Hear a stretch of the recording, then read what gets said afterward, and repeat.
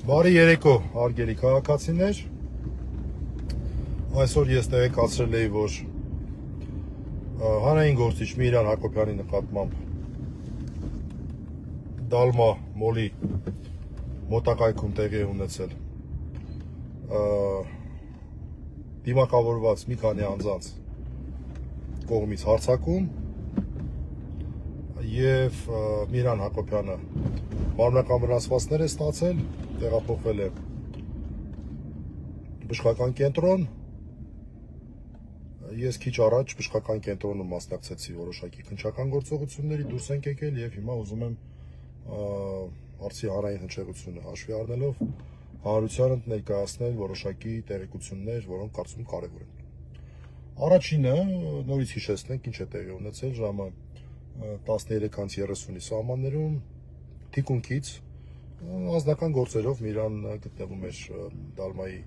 հետնամասի հատվածում, այդտեղի տարածքում, ոչ Դալմայում, Դալմայի մոտակայքում գտնվող մի կազմակերպությունում կարճ գործ ուներ, մեքենան կայանում է, մեքենայից դուրս է գալի, մի քանի քայլ է անում եւ հետևից թիկունքից հարձակվում են մի քանի դիմակավորված անձինք, որոնք որ սկսում են հարվածներ հասցնել Միլանին, որևէ պահանջ չեն ներկայացնում, որևէ բան չեն ասում, որևէ հայհոյանք չեն տալիս, հարվածներ են հասցնում եւ դրա հետևանքով գիտնե կոտրվում, նաեւ այլ հարվածներ են ստացվում։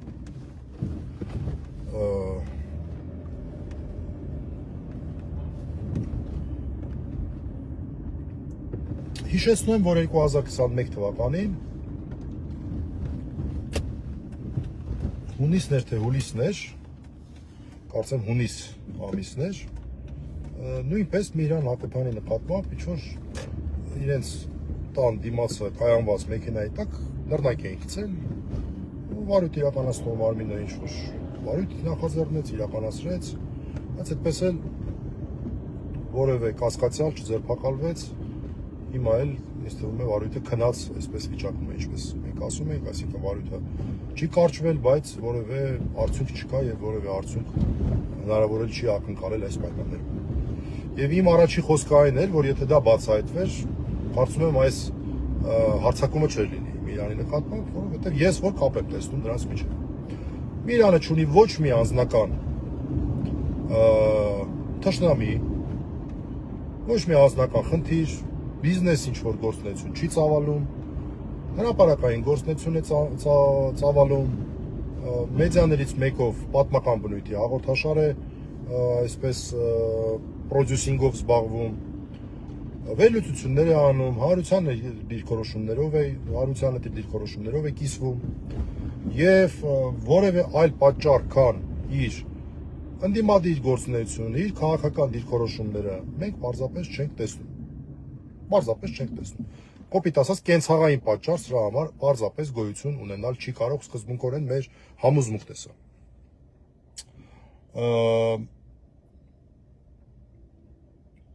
Իրավապահ մարմինների գործունեության մասով ես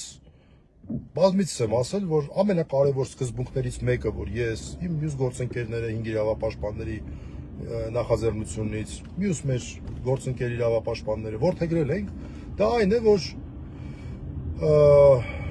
չի կարելի շառանել, չի կարելի, այսինքն ինչ որ կա պետք է ասել նույն իրավապահների մասով։ Օրինակ, իրավապահների գործունեության մասով այս պահի դրությամբ ես չեմ նկատել մի բան, որը որ կարող եմ հանրությանը ներկայացնել, որ այդ տեսեք, սա չարեցին կամ սա վատ արեցին, չէ։ Նախ ոստիկանությունից ես կասեի, որ լավ մի քիչ կարող է մի 15 րոպե շուտ գային ավելի լավ լիներ իհարկե, բայց դե համարում եմ, որ այնուհանդերձ կարելի է դա համարել օպերատիվ ժամանեցին Իզմիրյան կենտրոն, որտեղ որ Միլանն էր, իրենց օպերատիվ հետախուզական գործունեության համար անհրաժեշտ գործողությունները կատարեցին, բավական պրոֆեսիոնալ էին կատարում, եթե ասեմ, բավական գրագետ էին դա կատարում, Եվ գնացին սկսեցին աշխատել այդ մարդիկ։ Ես չգիտեմ ինչ արդյունքներ ունեն այս պահին, բայց մարդիկ գնացին սկսեցին աշխատել։ Մամուլով տարածվեց, որ դեռ քրեական վարույթ հարուցված չի բան։ Ես ուզում եմ հատուկ ասել եկեք դրա վրա չֆիքսվենք, որտեղ այստեղ կարևորը ոչ թե ֆորմալ առումով մի թղթի կտոր լինի, որ քրեական վարույթ է նախաձեռնվել, այլ որ իսկապես աշխատանք կատարվի եւ այդ աշխատանքը մինչեւ քրեական վարույթի նախաձեռնումը արդեն իրականացվում էր, դա ես կարող եմ փաստել։ Դա ես կարող եմ փաստել, հիմա սուտ չենք ասել կամ նորից ասեմ, չգիտեմ ինչ արդյունքներ են դա տալու, բայց մարդիկ աշխատում էին։ Երկրորդը, քրեական վարույթ նախաձեռնելու համար ֆորմալ հիմք ստեղծեցին, այսինքն հանցագործության մասին հաղորդում ձևակերպվեց Միրան Հակոբյանի անունով, որը արդեն հիմք է տալի, որպեսզի քննիչը վարույթ ընդունի եւ գա։ Քննիչը էլի ժամանակին օպերատիվ բավական արձագանքեց, քանի որ Միրանը դեռ գտնվում է հիվանդանոցում, նման դեպքերում այդպես է լինում, եթե ի վիճակի է ցուցմունք տալ, ապա քննիչն է գալիս հիվանդանոց, քննիչը ժամանեց հիվանդանոց, մի քանի քննչական գործողություններ կատարեց, հարցաքննություն եւ մի քանի այլ անհետաձգելի քննչական գործողություններ, նույնպես բավական բարձր պրոֆեսիոնալիզմով եւ մի քանի գործողություններ վաղ ունենք պլանավորված այս վարույթով Միրանի հետ մասնակցելու։ Այսինքն այս մասով, այս պահի դրությամբ մենք, այսպես ասած, պրետենզիա չունենք։ Նորից ասեմ, դա բացարձակ երաշխիք չի, որ հայտնաբերվելու են օրը ցերեկով մարդու վրա հարձակվող, ակնհայտ քաղաքական պատճառով հարձակվողները, դա երաշխիք չի, բայց մյուս կողմից էլ չենք կարող ասել, այ տեսեք, այս բանը պետք է արվեր եւ այս պայդրությամբ չի արվել։ Մեր տեսադաշտում գտնվող անհրաժեշտ գործողությունները արվել են։ Եվ մենք ունենք, ես ունեմ համոզմունք, որ ոչ թե ցանկության դեպքում սա բացահայտվելու է, այլ ինչ ցանկություն պետք է լինի չբացահայտելու, ընդգծված եւ ծայրահեղ անհրաժեշտություն լինի չբացահայտելու, որ այս դեպքը չբացահայտվի։ Ես այդպես եմ մտածում,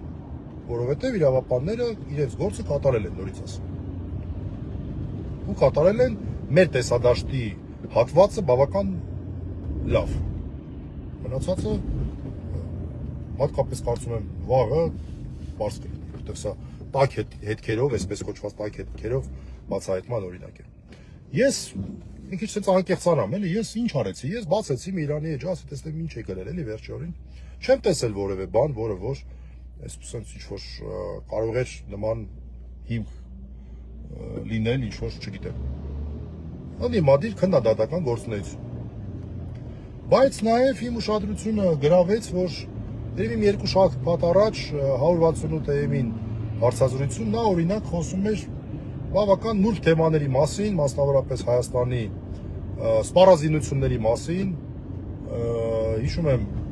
նաև ընկերներիցս մեկը ուշադրությունս գրավեց այդ մասը, վերանայեցի Իսկանդերների հետ կապված ինչ որ, չգիտեմ, բացահայտում բառը ասեմ, վերլուծություն բառը ասեմ, բացահայտում ծիրե վերլուծություն արտահայտություն անեմ, չգիտեմ, որը որ գուցե ինչ որ մարդկանց դուր չի եկել։ Իսկանդերների մասնավորապես հետ կապված ինչ որ դատողություններ էր անում։ Չգիտեմ, դա է կապված, ինչ որ մարդիկ ուզում են, որ դրա մասին այլևս չխոսի Միրանը, չեմ կարող ասել, անկեղծորեն չեմ կարող ասել։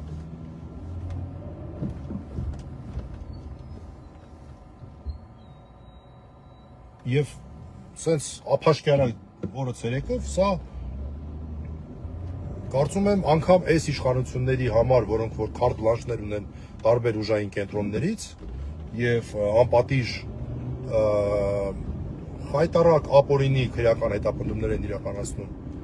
տարբեր մարդկանց նկատմամբ, չգիտեմ, հետույք բառը օգտագործելու համար մարդ են փակում, անորը խուլիգանություն են դնում, արքեպիսկոպոսների ճակերտավոր ասած գրպանը գցում են պլան գրպանը գցելու մասին քրեական գործ, ինչ ասես չեն անում, նման բաներ, հա, բայց սենց բան այս պայդրությամբ դեռ մենք չենք ունեցել։ Ուրեմն կամ ցույց են տալի, որ վերջ արդեն մենք անցնում ենք այս մեթոդների, արդեն սա ստանդարտ, նորմալ, քիպլիկ, տեղը տեղին բռնապետություն է, ժողովուրդ ջան, իմացեք, որ սենց է, այն ժամանակ որ տենց, չգիտեմ, Սերժ Սարգսյանին էինք ասում բռնապետ բան, կատակ էինք անում այդ տենց ժողովրդավարություններ, այս այա բռնապետությունը, գուցե հետ են ուզում ասել, չեմ կարող ասել, կամ պետք է ակնկալենք, որ արագ բացահայտելու են, ես դա էլ չեմ բացառում, ավելին շատ եմ ցանկանում, որ այդպես էլ լինի, որովհետև նաև տեսնում եմ մարդիկ իսկապես պրոֆեսիոնալիզմ են դրսևորում, աշխատում են, չգիտեմ, եթե ինչ-որ մի տեղից ստոպ չտրվի, չեմ տեսնում պատճառ, այսքան կամերաներ ամբողջ քաղաքում, այսքան տեխնիկական միջոցներ, որ դա չբացահայտվի, չեմ տեսնում, ինչու պետք է չբացահայտվի։ Այս պահին այսքանը, վաղը կարծում ենք լրացուցիչ տեղեկություններ կտրամադրենք Միրանի գործով։ Ամենակարևորը, Միրանի ինքնազգացողությունը կարգավորվում է, որոշակի վիրահատական միջամտություն է եղել, հատկապես քթի հատվածում, նաև բժշկի հետ խոսեցի, ուղեղի ցնցում է արձանագրվել, որը նույնպես մեղմ ասած տհաճ բան է, բայց ինքնազգացողությունը այսպես կարգավորման փուլում է գտնվում։ Միրանը, ով որ ճանաչում է, գիտի իր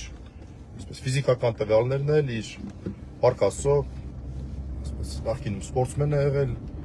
առողջությունը ոնց որ թութ լավ է եւ հուսով ենք ու վստահ ենք, որ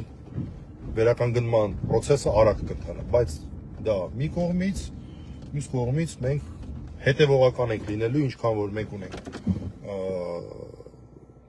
դատավարական գործիքներ, այսպես տեղեկատվական գործիքներ, հետևողական ենք լինելու, որպեսզի բացահայտվի այս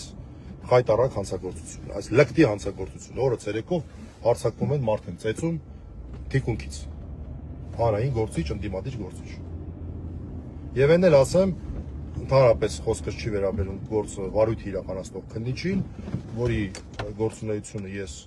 բացառապես դրական եմ գնահատում, ոչ մի պրետենզիա չունեմ, բայց խնդիրը իր մեջ չի։ Մարդիկ, չգիտեմ, եթերում մի հատ հետույք բառն են օգտագործում, միանգամից 10 հոգանոց քննչական խումբ է ձևավորվում։ Ափաշկյարա օրը ցերեկով մարդ են ծեծում,